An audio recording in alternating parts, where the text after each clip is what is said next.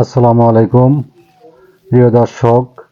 আজকের ভিডিওতে ভুট্টা সম্পর্কে কিছু চাঞ্চল্যকর তথ্য আপনাদের মাঝে তুলে ধরব। ভুট্টা উদ্ভিদ বিজ্ঞান বা বৈজ্ঞানিক দৃষ্টিতে ভুট্টা একটি ফল। আপনারা অনেকেই হয়তো জানেন না ভুট্টা একটি ফল।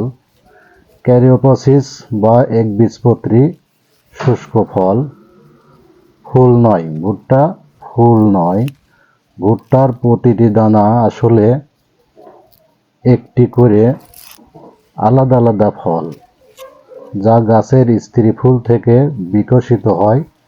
তবে খাদ্য হিসাবে এটি একটি দানাশস্য বা সবজি হিসাবে পরিচিত।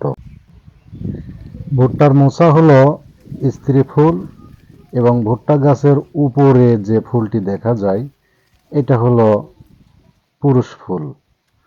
এটা হলো পুরুষ ফুল। পুরুষ ফুলটি পরাগায়নের মাধ্যমে স্ত্রী ফুলের রেশমে গিয়ে পড়ে। ভুট্টার মোচার সাথে পাতলা সুতার মতো যে যে অঙ্গটি দেখা যায় এটি হলো রেশম। এটাকে বলা হয় রেশম, অর্থাৎ পরাগধানী, যাকে বলা হয় পরাগধানী।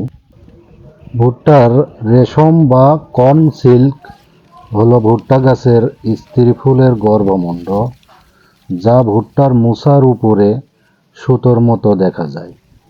এটি ফেলে দেওয়া অংশ মনে হলেও ঔষধি গুণসম্পন্ন। এটি মূলত ঔষধি গুণসম্পন্ন। ভেষজ চিকিৎসায় এটি অত্যন্ত কার্যকরী। কিডনি, মূত্রনালী সংক্রমণ, উচ্চ কোলেস্টেরল এবং ডায়াবেটিস নিয়ন্ত্রণে অত্যন্ত কার্যকরী। এটি প্রদাহ কমায় এবং শরীর থেকে বিষাক্ত পদার্থ বের হয়ে যেতে সাহায্য করে। ভিডিওটি ভালো লাগলে সবাইকে দেখার সুযোগ করে দিয়েন এবং ভিডিওটি লাইক এবং শেয়ার দিয়েন।